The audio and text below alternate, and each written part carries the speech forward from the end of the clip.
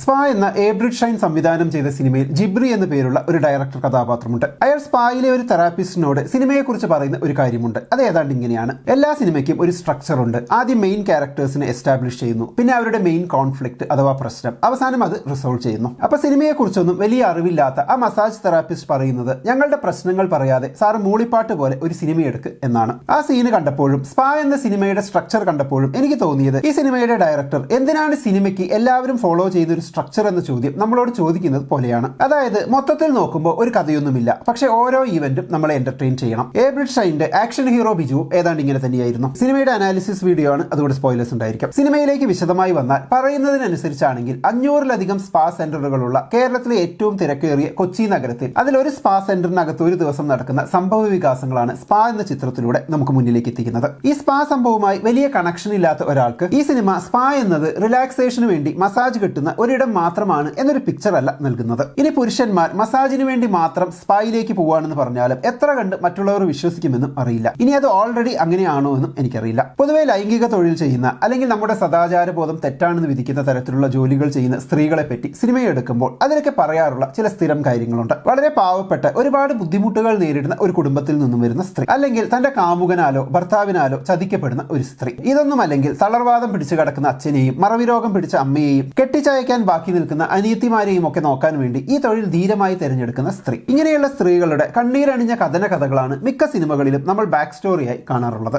എന്നാൽ ആ ശൈലിയെ പൂർണ്ണമായും ഒഴിവാക്കി എന്നതാണ് ഈ സിനിമയുടെ ഏറ്റവും വലിയ പ്രത്യേകത. മാത്രവുമല്ല, സാധാരണ ഇത്തരം സിനിമകളിൽ നമ്മൾ പറയാതെ പോകുന്ന പുരുഷന്മാരുടെ മാനസിക വ്യാപാരങ്ങളെയും അവരെങ്ങനെയാണ് ഈ സ്പായിൽ എത്തിച്ചേരുന്നത് എന്നതിനെയുമാണ് ഈ സിനിമ പ്രധാനമായും ഫോക്കസ് ചെയ്യുന്നത്. പുരുഷന്മാരെന്ന് പറയുമ്പോൾ ഒരു വലിയ സ്പെക്ട്രം ആണെന്ന് നമുക്കറിയാം. അതിൽ വളരെ ദുർബലരായ പുരുഷന്മാർ, പുറമേ കണ്ടാൽ കർക്കശക്കാരാണെന്ന് തോന്നുമെങ്കിലും ഉള്ളിൽ പാവങ്ങളായവർ, ക്രൂരന്മാർ, ഒട്ടും സഭ്യമായി പെരുമാറാത്തവർ, മാന്യതയുടെ നിറകുടങ്ങളായവർ, നുണ പറയുന്നവർ, മദ്യപിക്കുന്നവർ, അങ്ങനെ ഒരു വലിയ വിഭാഗം പുരുഷന്മാരെയും അവരുടെ മാനസികാവസ്ഥകളെയും ലൈംഗിക താല്പര്യങ്ങളെയും ഒക്കെ രസകരമായ രീതിയിൽ വരച്ചിടാൻ ഈ സിനിമയ്ക്ക് കഴിഞ്ഞിട്ടുണ്ട്. പ്രത്യേകിച്ച് സുഗണൻ എന്ന കഥാപാത്രത്തിന്റെയും മാത്തൻ ചേട്ടന്റെയും ക്യാരക്ടേഴ്സ് ഇഷ്ടപ്പെട്ടു. അതിൽ മാത്തൻ ചേട്ടന്റെ ക്യാരക്ടർ പഠിക്കേണ്ട ഒന്നാണ്. കാരണം എന്തെങ്കിലും കാരണം കൊണ്ട് സ്ത്രീകളുമായി സ്ഥിരം ഇടപഴകാത്ത ആളുകൾ പെട്ടെന്ന് സ്ത്രീകളുമായി ഇടപഴകേണ്ടി വന്നാൽ അവരില്ലാത്ത പലതും ചിന്തിച്ചു കൂട്ടി കാര്യങ്ങൾ വഷളാക്കുമെന്ന് കാണിച്ചത് കൺവിൻസിംഗ് ആയിരുന്നു. ഈ പുരുഷ കഥാപാത്രങ്ങളായി അഭിനയിച്ചവർ എല്ലാവരും തന്നെ വളരെ മികച്ച രീതിയിൽ പെർഫോം ചെയ്തു എന്നുള്ളതും ഈ സിനിമയുടെ ഒരു വലിയ പ്ലസ് പോയിന്റായി മാറുന്നുണ്ട്. സിനിമയുടെ സാങ്കേതിക മേഖലയിലേക്ക് നോക്കുമ്പോൾ സംവിധാനം, സിനിമാറ്റോഗ്രാഫി,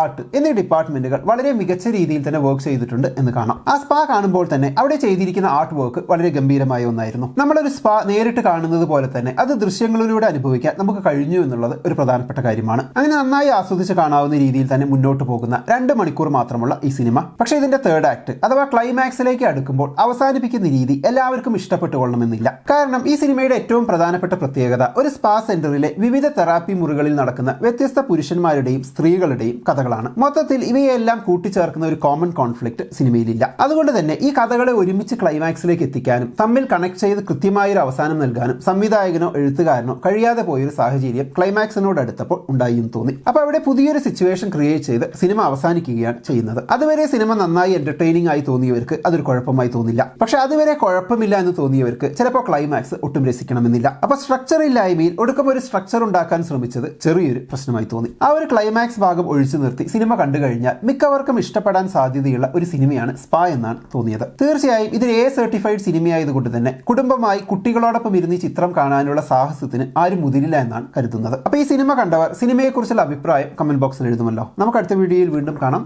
ബൈ.